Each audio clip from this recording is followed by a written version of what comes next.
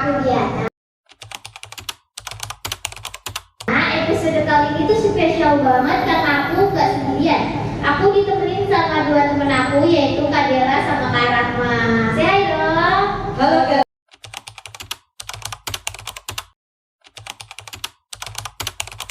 guys. Kami itu bakal ngebahas tentang kedewasaan. Dewasa itu antara keinginan atau kenyataan. Kalimat itu bener gak sih Kak? Berarti sekarang kita membahas tentang dewasa ya? Betul banget. Mungkin apa sih yang ada di pikiran kita tentang kata menjadi dewasa itu? Masih kayak berat, sepi, gitu kan? Sedih, stres, Gila. Enggak dong, nggak boleh. Kita harus tetap waras. Mungkin deskripsinya kalau simpelnya tentang pernyataan menjadi dewasa itu antara keinginan dan kenyataan gini kali ya. Pas kita masih sekolah, gitu kan? Kita pasti berpikiran ya, aduh saya pengen cepet-cepet lulus sekolah ya kan, biar bisa kerja gitu kan, punya penghasilan sendiri gitu.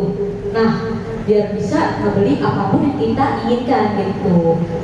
Tapi nggak taunya kalau pas dewasa itu gimana? Banyak tuntutannya ya, dan gaji itu cuma numpang lewat, cicilan banyak, setiap gaji wah gede nih, tapi sorenya udah hilang, Berarti kayak nggak sesuai kenyataan lah ya. tidak sesuai dengan realita. Benar. Mungkin berarti kita tuh harus seimbang antara keinginan dan kenyataan. Mungkin lebih didulukan kebutuhan kali ya untuk jadi prioritas kita di pas kita dewasa ini ya. Terus pengalaman terburuk ada nggak sih? Kayaknya ada sih, pasti ada ya. Pengalaman bisa menjadikan kita dewasa. Semua orang pasti punya itu. Dan kalau misalkan untuk aku, pengalaman aku sih yang membuat aku menjadi dewasa, yang membuat aku bangga akan diri aku, karena dulu benar-benar aku sudah melewatkan masa benar-benar terpuruk. Aku bingung, pengen gimana, pengen kemana, terus hidup itu untuk apa? Aku nggak tahu jawaban yang sesungguhnya itu apa. Pas lulus sekolah, aku tuh punya ambisi pengen begini, pengen begitu. Cuma pas setelah kerja realitanya tidak seperti itu, dan banyak kekecewaan yang muncul, banyak masalah entah dari keluarga, teman-teman, saudara ataupun atasan gitu, yang membuat aku kayak kok gini sih, terus yang membuat aku terpuruk, mental aku juga terguncang. Akhirnya aku bingung. Kalaupun cerita ke teman juga, paling jawaban mereka sabar.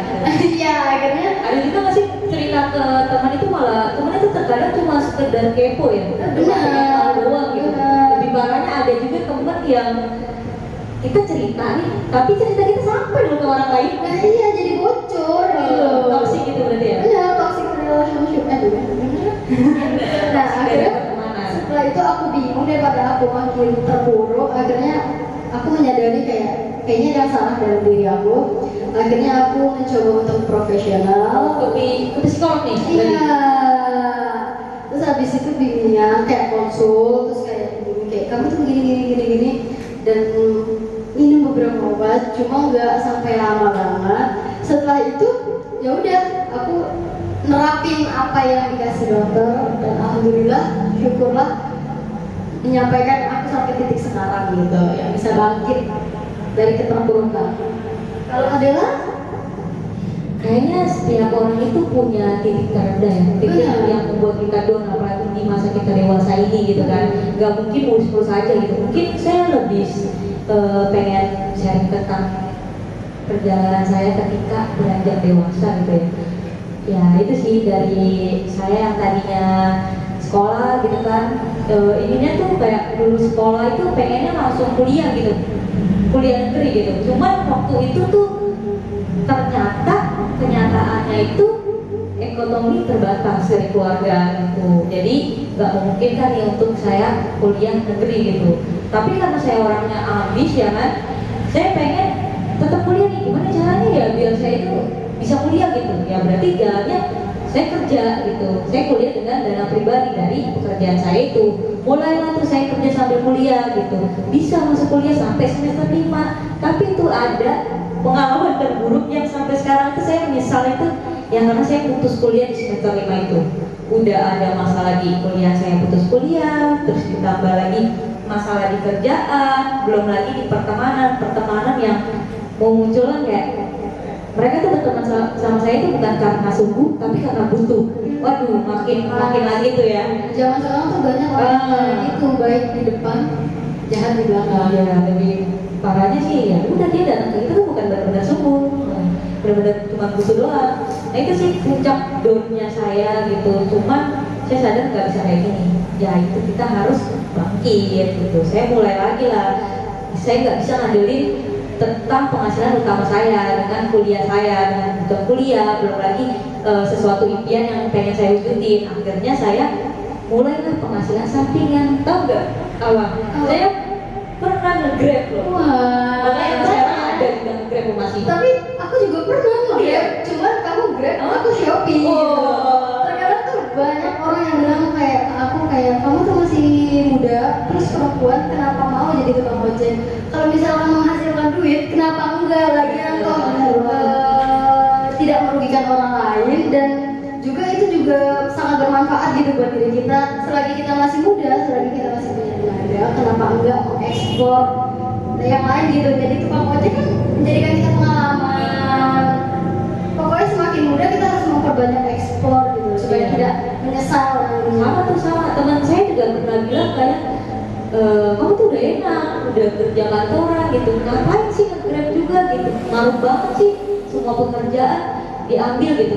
Padahal mereka nggak tahu gitu, kita kayak gini karena kebutuhan kita banyak, nggak cuma tentang kita ngebiayain kuliah sendiri gitu, karena kita ini bukan punya privilege ya. Dan kita ini adalah orang-orang yang berintis, bukan kuatir. Jadi selagi kita bisa, selagi kita sanggup, kenapa enggak gitu ya kan? Kita coba gitu, karena penghasilan kita juga kita butuh buat biaya-biaya lain, termasuk self reward ya. Terkadang tuh orang hanya melihat di luarnya, wah dia jalan-jalan mulu enak, wah dia kerjaan enak, tapi dia nggak melihat dalamnya itu gimana gitu. Dan kalau saya sih hal-hal negatif itu, cacian-cacian itu udah saya kesampingkan, justru itu sebagai motivasi saya, acuan saya buat udah lihat nanti ya hasilnya gitu, biarin aja dia tertawa di proses kita gitu. Tapi ketika hasilnya kita sudah dapatkan, giliran kita yang tawa. Ibarat kata proses tidak akan mengkhianati hasil. Benar banget. Ya. Berarti selama ini yang bikin bangkit kalian tuh apa sih? Ada nggak support sistemnya dari pacar gitu? Kayaknya ada deh pacarnya. Apa sih yang buat kita sadar gitu poinnya ya? Betul banget. Kalau dari saya pribadi sih hal yang bikin saya buat kenapa sih saya langsung sadar gitu? Mungkin pribadi kita sendiri sih, karena yang bisa bikin kita tergerak itu adalah diri kita sendiri, ya kan? Karena kalau bukan diri kita tuh siapa lagi, ya? Percuma orang lain itu menyemangati kita, kayak ngasih saran kayak begini, kalau misalkan dari diri kita aja belum bergerak, belum berusaha, itu nggak bakalan bisa gitu. Ya mungkin support sistemnya kalau pacar sih enggak ya. Kalau saya sih lebih ke orang tua, karena ketika saya melihat senyum orang tua gitu dari hasil kerja kayak kita, itu benar-benar membuat saya jadi semangat. Ada orang tua nih yang harus kita banggain, harus kita bahagiain gitu. Kita juga pasti pengen kan naikin derajat orang tua kita, ditambah lagi juga buat kehidupan keluarga kita nanti. Kita kan pasti akan berkeluarga, buat anak-anak kita, buat masa depan kita. Setidaknya kita tuh harus menyiapkan nih bekal kita di masa depan. Jangan sampai anak kita tuh merasakan apa yang kita rasain ya. Biar kita yang merasakan aja dan anak kita yang merasakan hasil jerih payah kita gitu. Dan kalau misalkan aku sih lebih terpacu, aku suka dengan K-pop dan karena itu aku menjadi patokan gue harus bisa seperti mereka. Dengan kerja keras gue, kenapa mereka bisa, saya enggak gitu loh. Dan aku tuh kayak selalu nekenin biar pacuin itu kayak ayo bisa kerja supaya gue bisa ke negaranya mereka gitu. Dan mewujudkan apa yang jadi impian kamu ya. Iya bener banget, itu yang menjadi patokan aku. Itu jadi semangat tersendiri. Semangat tersendiri, dan apalagi waktu terpuruk aku kayak mikir kayak aku nggak bisa nih kayak gini terus gitu loh. Nggak ada kemajuan jika mengandalkan profesional tersebut. Pasti yang harus dirubah aku dulu, makanya aku tekanin tekad kayak bisa dulu bisa tanpa itu gitu. Balik lagi ke diri sendiri. Diri Ya. sendiri paling penting. Kalian mau bergerak untuk perubahan yang lebih baik atau stuck di situ aja? Benar. Kalian mau bahagia, cari bahagia kalian. Kalian mau sukses, cari yang bermanfaat yang menghasilkan uang gitu. Lihat dulu awalnya, harus niat kalian. Dan harus banyak mencoba. Mencoba, jangan takut gagal. Terkadang orang sukses memerlukan kegagalan yang banyak Iya. supaya dia belajar untuk menuju sukses. Kadang gagal sekali udah nyerah. udah nggak boleh itu gitu. Nah, kasih tipsnya dong. Tipsnya, triknya biar kita gak nyerah, biar kita tetap semangat menjalani hidup yang sulit ini. Sulit itu ya, padahal enjoy aja sih kalau masalah itu. Jangan terlalu berpikiran netting dulu ya. Jangan dipikirin pikirannya. Terkadang tuh apa yang kita pikirkan Belum tentu seburuk itu. benar. Kita harus positif thinking. Benar. Gitu. Mungkin tipsnya kalau dari saya sih, kalian tuh ketika mulai beranjak dewasa nih, kalian harus bisa menentukan goals kalian itu apa sih gitu. Tujuan kalian tuh apa sih? Jangan cuman udahlah santai aja, jalanin aja mau kayak gimana ke depannya, udah gua mau jalanin aja. Ya itu sih emang sih boleh sih enjoy karena gak ada beban, cuman lebih baiknya sama yang terplanning. Goals kalian itu apa? Misalkan impian kalian, oh saya mau nih sukses gitu jadi pengusaha besar, atau minimal saya harus punya rumah dari usaha kita sendiri. Berarti apa? Jangan cuma diangan-angan doang tuh keinginan kalian, tapi direalisasikan, diwujudkan dengan cara apa? Oh ya kalau kayak gitu saya harus belajar, saya harus punya menghasilkan uang lebih banyak lagi nih, kerja keras gitu, capek, gak apa-apa, nyerah jangan gitu. Balik lagi ke ambisi kalian itu, planning kalian itu, goalsnya kalian itu apa gitu. Gak apa-apa sakit-sakit di awal, tapi senang-senang di kemudian. Hasilnya yang senang itu adalah diri kalian sendiri. Bahkan plusnya bukan diri kalian sendiri yang merasakan senang, tapi orang-orang terdekat kalian itu juga pasti akan merasakan dampak kesenangan dari hasil kalian itu. Santai boleh tapi jangan terlalu santai. Ya, jangan sampai santai-santai nanti terbakar. Dan kalau misalnya kalian sedih ya dirasain aja, jangan terlalu di Nggak apa-apa. Nangis nggak apa-apa. Nangis sampai kecil nggak apa-apa, asalkan besok mulai lagi, angkat bahu lagi dan semangat lagi gitu. Untuk Apalagi menata masa depan.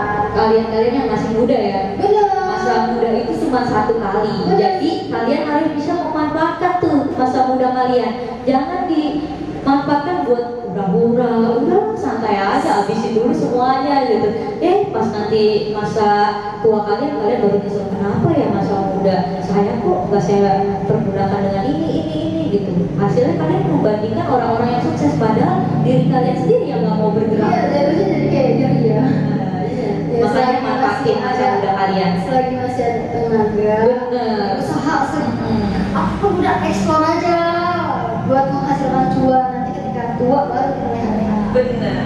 Harus percaya diri ya guys. Percaya diri itu penting. Dan jangan lupa libatkan Tuhan dalam segala Makanya lebih baik cerita ke Tuhan daripada ke teman.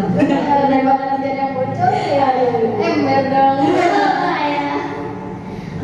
Segitu aja ya perbincangan kita, seru banget, dapet jadi tipsnya, dapet pengalaman-pengalamannya, jadi tahu kita harus apa. Udah di ujung acara ya guys, makasih untuk Kak Dera sama Kak Asma. Terima kasih kembali lo sudah mengundang kami ya. Terima kasih guys, makasih sahabat enjoy, bye bye. Tetap enjoy guys, jalan hidup.